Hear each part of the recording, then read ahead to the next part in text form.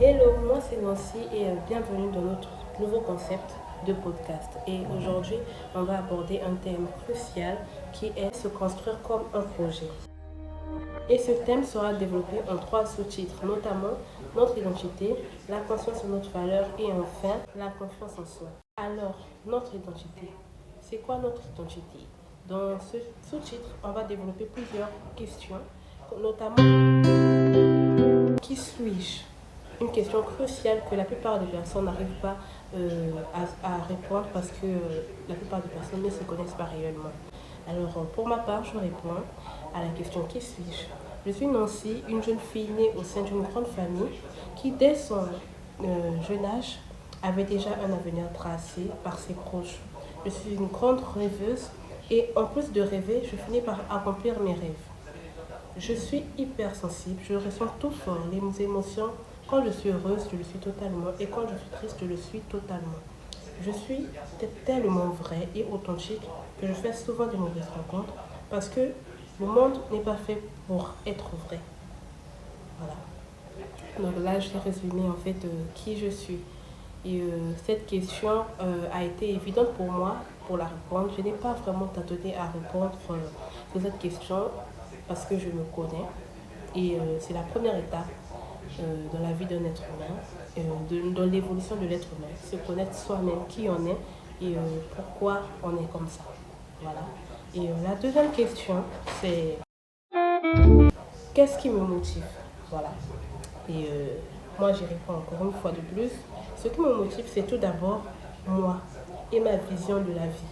Parce que je veux réussir à devenir une personne qui me ressemble et ne pas me perdre dans mes choix. Voilà pourquoi ma source de motivation sera toujours moi. Voilà. C'est clair et net. Et je connais pourquoi euh, je suis motivée à faire ce que j'ai à faire, vous voyez.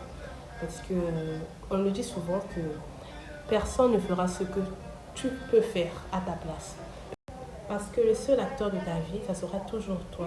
Et il n'y a que toi qui peux faire évoluer les choses dans ta vie. Voilà pourquoi je dis que la seule motivation que tu devrais avoir, c'est d'abord toi. Tu te connais et tu sais pourquoi tu veux devenir la personne que tu veux devenir, tu vois. Et si tu te connais et tu sais ce qui te motive, franchement, tu auras une vision de la vie différente de celle des autres parce que la plupart des gens, je le répète, ne connaissent pas vraiment leur motivation ou ont du mal à vraiment détecter quelles sont leurs motivations et quelle est leur identité. Voilà. Et la troisième question, c'est qu'est-ce que je veux vraiment? Et cette question est tellement cruciale que la plupart des gens la refoulent en se disant je laisse le temps au temps, je laisse se faire les choses, je m'aventure et je verrai ce que ça va me proposer. Et c'est une bonne manière une bonne façon de faire, mais ça peut aussi parfois nous conduire dans des erreurs. Donc il faut souvent se demander qu'est-ce que l'on veut vraiment pour évoluer et pour avoir une vision un peu plus claire de notre vie. Parce que chaque humain, chaque être humain est appelé à accomplir une mission sur cette terre. Et il faut vraiment se questionner sur la mission que l'on a au plus profond de notre cœur. C'est cette mission-là qu'on doit accomplir. Donc, ce que je veux vraiment, je veux tout d'abord être la meilleure version de moi-même, me surpasser et dépasser les limites, réussir dans tous les domaines de ma vie et devenir une source de motivation pour les jeunes filles rêveuses et ambitieuses comme moi. Voilà. Donc là, on a déjà répondu à trois questions cruciales de l'être humain qui est son identité, sa motivation et ce qu'il veut, ce qu'il recherche vraiment.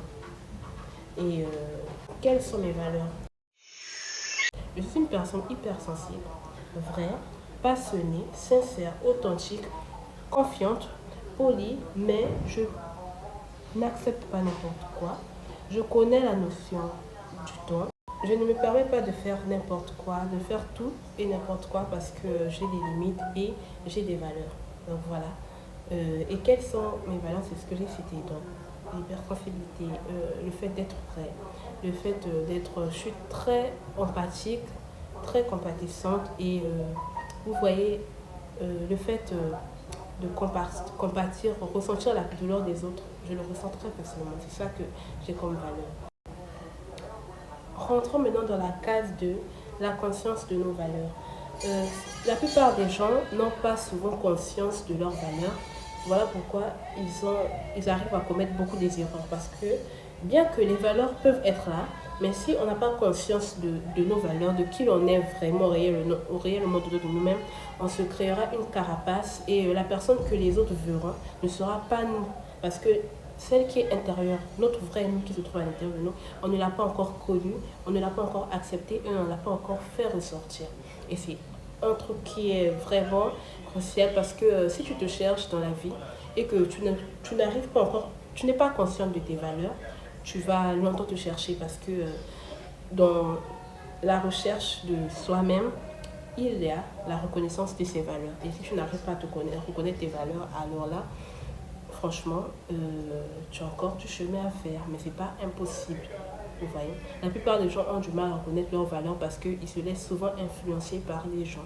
Et l'influence des gens l'empêche à vraiment s'affirmer. Parce que quand tu ne connais pas aussi ta valeur, quand tu ne connais pas aussi tes valeurs, tu ne peux pas t'affirmer dans ce monde. Parce que ce monde, tout le monde veut devenir chef, tout le monde veut devenir plus fort que l'autre, vous voyez. Et quand tu ne connais pas tes valeurs, tu finis par tomber dans ce piège, à accepter tout et n'importe quoi et à être au-dessus des autres. Et voilà pourquoi ça nous éloigne souvent de notre conviction, de nos objectifs. Et franchement, il faut reconnaître ses valeurs pour avancer dans la vie. Ça, c'est tellement crucial, c'est tellement quelque chose d'important. Et ne pas se laisser pétiner et ne pas avoir peur de s'affirmer, ne pas avoir peur de dire ce que l'on pense à haute voix. Parce que c'est nous, on le pense, donc on le dit. Vous voyez? En gros, la connaissance de tes valeurs te permettra de connaître qui tu es vraiment et de connaître tes limites et de connaître, de t'affirmer et de t'imposer partout où tu iras dans tous les domaines de ta vie en fait. Et en fait, la troisième chose cruciale, c'est la confiance en soi. La confiance en soi est quelque chose de pas évident, pas facile parce que toute notre vie, on a des expériences qui nous poussent à ne plus croire en nous, à ne plus avoir confiance en nous, à douter de nous. Et franchement, développer une confiance en soi, c'est tellement difficile que ça paraît presque impossible parce que, je vais prendre le contexte, il y a des gens qui sont souvent rabaissés, tu vois, vous voyez. Et il y a des gens qui souffrent d'un complexe d'infériorité. J'en ai souffert, j'en ai beaucoup souffert de ce complexe d'infériorité. Quand tu vois que les autres sont toujours plus que toi. Et cela joue beaucoup dans ta conscience. Et tu te dis que tu es inférieur aux autres. Et ça joue sur ta confiance en soi en fait. Donc il faut se dire que tu dois t'aimer d'abord. Parce que pour avoir confiance en toi, ça nécessite de l'amour envers toi-même. Et la plupart des gens ne savent pas s'aimer. Et la plupart des gens savent aussi être plus dur avec soi-même. Ce que je vais vous demander de faire, c'est d'être toute seule et de parler à haute voix, d'oser parler. Et cet exercice va vous permettre à vous affirmer d'abord toute seule. Parce qu'en voulant s'affirmer devant des gens, il faut d'abord s'affirmer toute seule. Donc faites cet exercice, parlez toute seule de vous et de qui vous êtes. Vous allez voir que l'affirmation, la confiance en soi va commencer. Vous allez commencer à vous sentir beaucoup plus mieux dans votre peau. Donc voilà ce qui va vous permettre enfin de vous affirmer, d'avoir confiance en vous. Maintenant, pour finir, on va répondre à 3 questions qui vont vous permettre encore plus de comprendre le sens de l'acceptation de soi, de son identité et de sa confiance en soi. Alors, la première question, c'est de répondre à qu'est-ce qui vous rend heureux réellement. Parce que dans l'étonnement humain, dans la recherche de son être, on ne sait vraiment pas ce qui nous rend heureux. On va répondre à ces questions. Ce qui me donne réellement de la joie. Alors, ce qui me donne réellement de la joie dans mon projet, c'est de devenir quelqu'un d'autonome et d'apprendre aux autres ce que moi j'ai appris plus tard. Et l'évolution de ma création, de ma créativité. Comme vous le voyez, je parle d'évolution de ma créativité dans le sens où j'ai lancé un nouveau podcast pour permettre aux jeunes et aux autres de pouvoir apprendre encore mieux de soi-même et de pouvoir se développer personnellement. Donc voilà. Et Ce que je n'accepte pas en tant que je, ce que je n'accepte pas en tant que je, c'est des ordres non expliqués. Je m'explique. Par exemple, quelqu'un va te dire un ordre sans t'expliquer le pourquoi est-ce qu'il te donne cet ordre. Et moi, je vais dans le concept où personne n'est l'esclave de l'autre. Du coup, quand tu donnes un ordre, tu dois expliquer pourquoi tu donnes cet ordre afin de faire comprendre à l'autre et que l'autre soit en paix avec lui-même une fois qu'il exécute cet ordre. Vous voyez. Donc, et aussi les remarques non constructives des gens. Et alors, je vais vous dire un truc très important. Vous savez dissocier, vous devez savoir dissocier une remarque constructive et une remarque non constructive.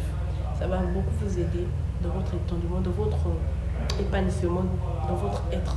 Parce que toute remarque n'est pas à prendre. Je répète après moi, toute remarque n'est pas à prendre. Parce que on ne sait pas, nous tous nous sommes des gens imparfaits, donc tout le monde a des défauts. Et quelqu'un peut jeter sa frustration sur toi et toi, ça dépend de la manière dont tu vas le prendre. Si tu décides de prendre une remarque négative sur toi et là je te renferme, là je te braque. À chaque fois qu'on vous pose une remarque, dites-vous, est-ce que cette remarque m'est bénéfique? Est-ce que cette remarque est en accord avec moi, avec mes valeurs? Est-ce que c'est vrai, cette remarque vraiment m'identifie? Est-ce que je m'identifie à cette remarque? Si oui, acceptez-la. Et sinon, passez autre. Parce que on vit dans un monde méchant, il faut le dire. Toute parole ne sera pas forcément bonne et ne sera pas forcément... Donc voilà pourquoi il faut dissocier le bon du mal, le vrai du faux, afin de pouvoir évoluer et de devenir quelqu'un de plus audacieux, quelqu'un de plus affirmé et quelqu'un qui connaît sa valeur. Ensuite, si votre projet était une personne, que vous dirait-il? Si votre projet était une personne, que vous dirait-il? Ça, c'est pas facile parce qu'on a eu à le faire même en classe, à l'université où je fréquente. Et on prend du temps pour vraiment savoir ce que notre vision peut nous dire, peut dire du parcours qu'on a eu à faire, vous voyez. Et la plupart des gens sont tellement durs avec eux qui n'acceptent pas vraiment, qui ont du mal à accepter leur personne. Et du coup, la plupart des gens étaient bloqués et ils réfléchissaient beaucoup. Pour ma part, si mon projet personnel était une personne, il me dirait, je suis fière de toi parce que tu as toujours été ambitieuse et tu t'es toujours donné les moyens pour obtenir ce que tu voulais. Je suis fière et je sais que tu iras de l'avant. Continue encore à te fixer des objectifs car tu les atteindras. Donc voilà. On peut remarquer que quand je lis ce texte, je suis fière de moi, fière de ce que j'ai accompli, fière de qui je suis devenue et de qui je suis en train de devenir. Et c'est quelque chose que la plupart des gens ont du mal. Et moi-même, j'ai eu du mal, vraiment du mal. Une fois, un de mes proches m'avait dit tu es trop dur avec toi-même. Trop dur avec toi-même. Quand je l'expliquais un peu ma vie et tout, elle m'a dit tu es trop dur avec toi-même. Rends-toi compte que dans ce monde, il y a des gens qui vivent plus pire que toi, qui sont pas du tout au même stade que toi. Et ils le voient bien, ils l'acceptent et ils sont heureux, épanouis. Et toi, dans le contexte où tu es, tu n'arrives pas à t'épanouir parce que tu es trop dur avec toi.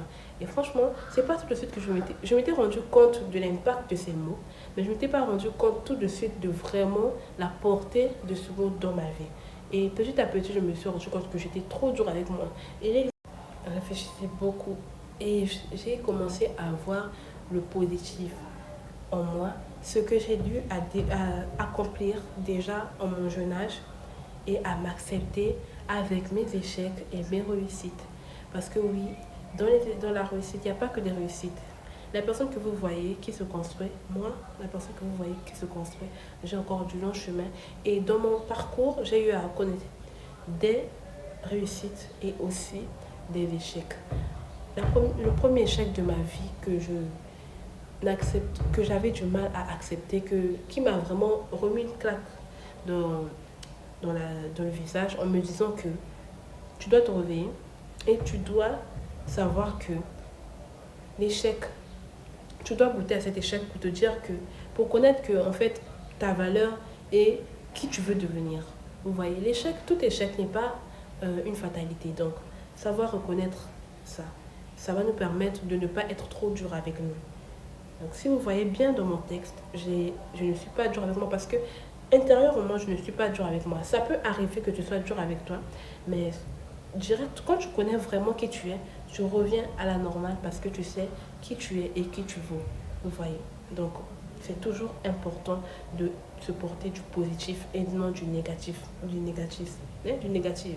Parce que le négatif, ça nous emmène à sombrer et à ne pas découvrir la magnifique personne qu'on est. Et la dernière question, elle nous avait beaucoup fait rigoler en classe parce que les questions que je suis en train de poser sont des questions que notre prof nous a posées. Et franchement, j'ai trouvé l'expérience tellement fascinante que j'ai décidé de venir vous les partager. Alors, la dernière question, c'est: s'il me restait 6 mois à vivre, que ferais-je? S'il vous reste 6 mois à vivre, que feriez-vous? Et cette question nous a tellement fait rire, nous a tellement fait paniquer, qu'on commençait à dire n'importe quoi, genre on va cambrioler, on va faire ceci, on va mettre au monde, mais en 6 mois, en fait, tu peux pas faire tout ça. Je sais pas, quoique, on ne sait jamais. Donc, ça nous a tellement fait réfléchir que ça nous a mis une claque dans le visage et nous a fait voir la vie d'une autre manière, dans le sens où moi, ça m'a appris qu'on ne doit pas faire de la grâce qu'on a de vivre, de la paix qu'on a, de la santé qu'on a, une habitude, une routine, parce que tout peut changer du jour au lendemain. Donc, on doit s'attendre à tout et il faut vraiment savoir qu'à tout moment, tout peut vous basculer. Du coup, la question, ça m'a tellement fait réfléchir que j'avais répondu de cette manière. S'il me reste 6 mois à vivre, je profiterai pleinement de mes proches. Je créerai du contenu comme je le fais maintenant. C'est une promesse que je me suis faite, de créer du contenu parce que ça me passionne et on ne doit pas attendre 1000 ans pour faire quelque chose qui nous plaît parce qu'on ne sait pas le lendemain. Donc voilà, j'offrirai des souvenirs à tous mes proches. C'est quelque chose que j'y pense beaucoup parce qu'on ne sait pas, comme je le dis, on ne sait pas ce qui peut nous arriver demain. Du coup, il faut profiter de ses proches. Comme je l'ai dit, profiter de mes proches, c'est maintenant que je dois le faire. Et créer du contenu, c'est maintenant que je dois le faire.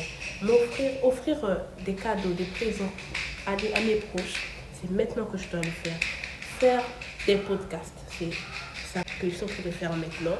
Et il faut vraiment savoir qu'à tout moment, tout peut vous basculer. Du coup, je n'avais pas encore fini de lire que quand je suis arrivée je ferai des podcasts, le prof m'a dit, mais pourquoi tu ne le fais pas maintenant? Qu'est-ce que tu attends? Ça m'a tellement ramené à la réalité que je me suis dit, oui, pourquoi pas? Et peut-être que si ça ne marche pas maintenant, peut-être que si les gens ne voient pas ce podcast maintenant, peut-être que dans 10 ans, ça va servir à quelqu'un. Donc pourquoi pas? Je dois me lancer parce que je sais que j'ai beaucoup à apprendre et à m'apprendre moi aussi en faisant ces podcasts. Donc voilà, je ferai des podcasts pour dire ce que j'ai appris de la vie. Vous voyez un peu. C'est ce que je suis en train de faire, de partager. Je dis ce que moi j'ai appris, mes expériences, pour permettre à une jeune fille de s'identifier à moi et à la permettre de devenir la meilleure version de soi-même, d'elle-même, de soi-même.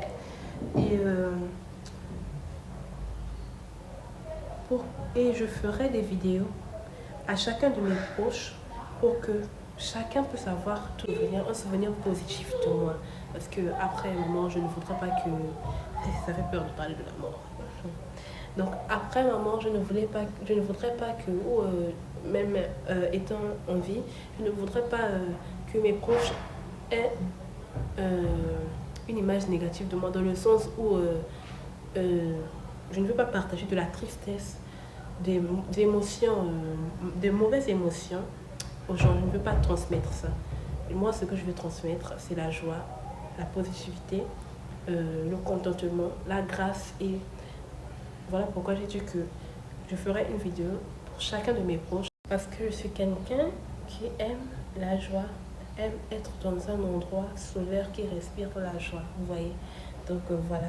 Voilà pourquoi j'ai dit que je ferai des vidéos à chacun de mes proches. Et vraiment, je déteste partager le négatif. Même quand je vais pas bien, je n'ai pas tendance, par exemple, il y a des, par exemple, à poster des statuts tristes parce que je ne veux pas refléter le négatif que je ressens. Parce que je sais que le négatif, c'est pour une période dans ma vie. Et que le négatif, ça ne restera pas éternellement dans ma vie. Du coup, je préfère positiver, faire passer le positif au lieu de me morfondre et d'entraîner. Parce qu'on le veut ou non, le partage des émotions négatives influence aussi les autres parce que les gens aussi ressentent les émotions. Ouais. Donc faites attention aussi à ce que vous voulez, à ce que vous voulez, aux émotions que vous partagez aux autres pour éviter que les autres aussi soient englobés dans cette atmosphère d'émotions négatives. Voilà. Et je m'amuserai comme une petite fille. Voilà. C'est quelque chose que j'ai accepté et c'est quelque chose que j'affirme plus que tout au monde. C'est de ne pas vouloir grandir trop vite et dans le sens moral, dans le sens de la personne intérieure. Ne pas vouloir ne pas vouloir accélérer sa manière de penser, ne pas vouloir laisser les choses se faire naturellement. D'où je dis que je m'amuserai comme une petite fille parce que j'adore l'enfant qui se trouve en moi. J'adore ce petit truc qui se trouve en moi parce que il me rend heureux. Parce que la plupart des adultes se perdent parce qu'ils n'ont plus cette étincelle en eux, cette petite fille ou bien ce petit garçon en eux qui se concentre que sur les problèmes de la vie, que sur l'argent, que sur des choses qu'on ne peut pas contrôler, que en fait ils finissent par perdre cet enfant en eux. Et c'est ce que moi je me suis juré de ne jamais faire perdre cette petite fille en moi, d'être toujours à l'intérieur une petite fille heureuse. Voilà. Donc et je dirais aussi à mes proches combien je leur aime. C'est quelque chose que je le fais déjà, je pratique déjà, je montre déjà à mes proches que je leur aime énormément. Et je décide, avant, par exemple l'exercice que monsieur a dit, je décide de leur partager l'amour que j'ai pour eux, afin que, on ne sait pas, afin qu'ils connaissent vraiment leur valeur dans ma vie et qu'ils puissent être aussi épanouis de leur côté. Et surtout, si j'en ai les moyens, aussi voyager parce que je me suis découverte une passion qui est le voyage. J'adore voyager, j'adore explorer, j'adore connaître de nouvelles horizons, d'apprendre de nouvelles cultures. Ça me fait énormément de bien. Donc voilà, c'est ce que je ferai. Et une question, pourquoi attendre l'arrivée de la mort pour se faire du bien? Parce que généralement, quand on sait que la mort arrive, on a une autre vision de voir les choses. Comme par exemple Nadia Sabé, une créatrice de contenu, une femme en or, elle a dit que après son cancer, elle a eu à avoir une autre vision de la vie. Parce que quoi, la mort nous rappelle en fait qu'il faut vivre. Vous voyez? Du coup, pourquoi attendre ces 6 mois pour vivre? Parce que ce que j'ai cité, c'est ma façon à moi de vivre. Ce que j'ai cité, c'est en fait mon épanouissement. Et pourquoi attendre de m'épanouir? Et pourquoi attendre la mort pour m'épanouir? Pourquoi attendre la mort pour faire ce que j'aime? Vous voyez? Donc, faites cet exercice. C'est vraiment un exercice à faire. Se détailler ce qu'on aimerait faire si on nous annonçait que dans 6 mois, on partait. Vous voyez? Donc, voilà. Moi, si je le fais aussi, c'est pouvoir laisser les traces de ma personne et de ne pas m'effacer. Parce qu'on dit, l'être même meurt, mais l'artiste ne meurt pas. Donc réfléchissez vraiment sur votre bonheur et épanouissez-vous. Voilà, c'était tout pour notre séance d'aujourd'hui, notre podcast d'aujourd'hui. Et j'espère que vous avez aimé et j'espère que ça a vraiment apporté du positif dans la vie de quelqu'un. Et je vous dis que je vous aime énormément. Et que Dieu vous protège, que votre vie soit épanouie. Et on se dit à dimanche prochain pour un nouveau épisode de podcast. Abonnez-vous, likez, partagez. Bisous.